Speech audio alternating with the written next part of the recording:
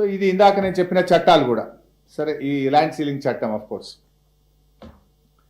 ఇవన్నీ జరుగుతుంటే ఎందుకు ప్రభుత్వం మౌనంగా ఉంటుంది? Now I will coming to the crux. ఇప్పుడు యాక్చువల్గా జరుగుతుంది ఏంది? ఇవాళ ఒకటి మాత్రం క్లియర్, ఆనాటి ఇందిరమ్మ రాజ్యం ఈ పేదలాడ వ్యవసాయం చేసుకోవడానికి అవకాశం ఇచ్చింది. ఈనాటి రేవంత్ రెడ్డి రాజ్యం ఆ భూములను కబ్జా చేస్తుంది. నాటి కాంగ్రెస్ ఇచ్చింది, నేటి రేవంత్ కాంగ్రెస్ ఈ భూములను కబ్జా పెడుతుంది. విషయం ఏంది? ఇప్పుడు బీఆర్ఎస్ 10 ఏళ్ళు గవర్నమెంట్లో ఉంది. బీఆర్ఎస్ 10 ఏళ్ళు గవర్నమెంట్లో ఉన్నప్పుడు ఎవడు ఈ భూముల మీదకి ఎందుకు రాలేదు? ఏ బౌన్సర్లు, ఏ గుండాలు, ఏ కంపెనీలు ఆ భూమి మీదకి వచ్చే ధైర్యం ఎందుకు చేయలేదు?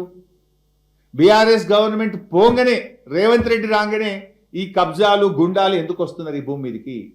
ఆ భూమి అమ్మినోడు ఆ రోజు రాలేదు ఎందుకో, మరి కేసీఆర్ ఉన్నప్పుడు ఎందుకో రాలేదు? బీఆర్ఎస్ గవర్నమెంట్ ఉన్నప్పుడు ఏ గుండాగాడు, ఏ కబ్జా చేసినోడు, ఏ రియల్ ఎస్టేట్ కంపెనీ కూడా ఆ భూముల మీదకి రాలే కదా. ఇవాళ కాంగ్రెస్ వచ్చినాకనే, రేవంత్ రెడ్డి వచ్చినాకనే ఎందుకు వస్తున్నది అంటే దొంగ లెవెల్లో అర్థమైపోతుంది. దీని వెనుక దొంగ లెవెల్ అంటే ప్రభుత్వ పెద్దలే దొంగలు. అవి కూడా ఇప్పుడు బయట పెడతా, లాస్ట్లో పెడతా.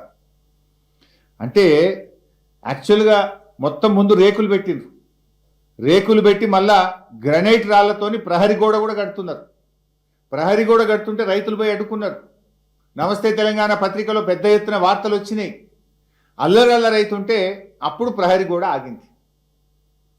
మధ్యలో ఇప్పుడు ఆగింది, సగం కట్టిండ్రు, ప్రహరీ గోడ కట్టిండ్రు, రేకులైతే పెట్టిండ్రు, చుట్టూ గేట్లు పెట్టిండ్రు, తాళాలు పెట్టిండ్రు, బౌన్సర్లు పెట్టిండ్రు.